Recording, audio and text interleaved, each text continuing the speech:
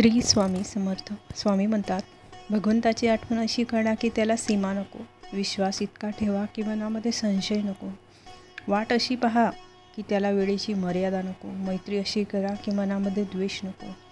दुसऱ्यांचं चांगलं करण्यासाठी कोणत्याही पदवीची गरज नसते, फक्त मनात चांगली भावना असावी लागते. श्री स्वामी समर्थ. आज आपण जीवनसंचित या मराठी चॅनलमध्ये बघणार आहोत, आनंद कशामुळे प्राप्त होऊ शकतो. तर असेच व्हिडिओ बघण्यासाठी, ऐकण्यासाठी चॅनलला नक्की सबस्क्राईब करा. श्री स्वामी समर्थ. तर आपण बघूया आज आनंद कशामुळे होतो, मिळतो. सृष्टी शून्यापासून निर्माण झाली. आपली ही मूळ स्थिती तीच आहे, म्हणून आपण शून्याकडे जाण्याचा प्रयत्न करावा, म्हणजेच स्वानंदात स्वस्थ आणि मस्त राहावे. पण ते आपल्या हातून होत नाही. कर्म करीतच राहावे असे वाटते. प्रपंचाची दगदग झाली म्हणजे आपण दूर जाऊन बसतो, पण मनाची तळमळ त्यामुळे नाहीशी झाली तर काय उपयोग. याकरिता मनाची स्वस्थता कशाने येईल ते पाहावे आणि मनाची तळमळ नाहीशी व्हावी यासाठी उपयोग करावा. आनंद कुणाला नको आहे? आपल्याला आनंद हवा आहे, खरं आहे, परंतु तो मिळवण्याकरता जे करायला पाहिजे ते आपण करीतच नाही. नोकरी नको आणि खायला हवी, हे कसे शक्य बरं? काम नको आणि सगळंच आपल्याला कसं मिळणार बरं? खरोखरच प्रपंचाच्या अगणित उपाधीमधून जो सुटून स्वास्थ्याकडे जातो तो धन्यच होय. मनाच्या विरुद्ध गोष्टी झाल्या की लगेच आपल्यात आनंदात बिघाड येतो. याकरता इच्छेविरुद्ध आपल्या जे घडले तरी माझे स्वास्थ्य बिघडणार नाही असे आपण पाहावे. याला एकच उपाय, म्हणजे माझी इच्छाच नाही मी नाहीशी करणे. कोणतीही वस्तू मिळावी किंवा अमुक एक गोष्ट घडावी ही बुद्धीच ठेवू नये. जोपर्यंत हाव आहे तोपर्यंत स्वास्थ्यापासून आपण दूर आहोत असे समजावे. महत्त्वाकांक्षा खुशाल धरावी, त्यामुळे मनाला त्रास होऊ देऊ नये. भगवंताची इच्छा तीच माझी इच्छा असे म्हणावे.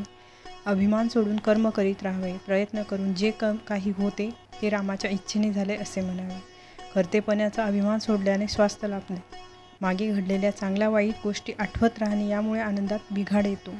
तसेच उद्याची काळजी करीत राहणे यामुळेही मनाच्या स्वास्थ्यात व्यत्यय येतो. होते जाते भगवंताच्या इच्छेने, हे आपण मनात पक्के करावे.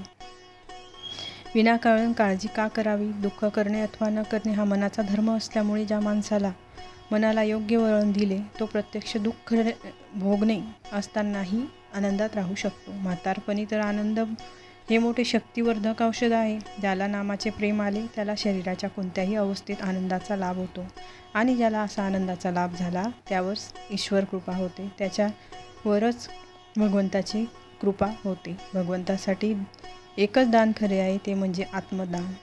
सतत भगवंताच्या चरणाशी नामात लीन राहून देहाची विस्मृती होणे आत्मज्ञानाचा प्रकार आहे. वाणीने नाम घ्यावे, मनाने स्मरण करावे, या दोन्हींचा मेळ असावा. साधनेमध्ये साधनावरच प्रेम बसणे फार महत्त्वाचं आहे. जो साधन सांगतो त्यापेक्षा दुसरा साधनावर प्रेम बसणं म्हणजेच आनंद असे नसते. साधनावर प्रेम बसलं की साधना सांगण्यावर प्रेम आपोआप येतं, कारण तो साधनापासून वेगळा नसतोच. साधकाची ही भूमिका प्रगतीपथावर कालच्यापेक्षा आज, आजच्यापेक्षा उद्या, उद्यापेक्षा परवा असा क्रमाक्रमाने वाढतच जातो. मुंगीच्या पावलांनी का होईना आपण नामस्मरण करावे. हा क्रमयोगच आहे.